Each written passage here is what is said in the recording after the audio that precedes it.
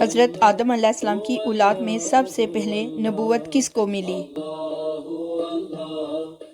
حضرت ادریس علیہ السلام کو اولاد آدم میں سب سے پہلے نبوت ملی۔ کیا آپ کو معلوم ہے کہ پہلے روح کو پیدا کیا گیا یا جسم کو پیدا کیا گیا؟ ابن حزم فرماتے ہیں کہ پہلے روحیں پیدا کی گئیں۔ حضرت امام مہدی علیہ السلام دنیا میں کس عمر میں نازل ہوں گے؟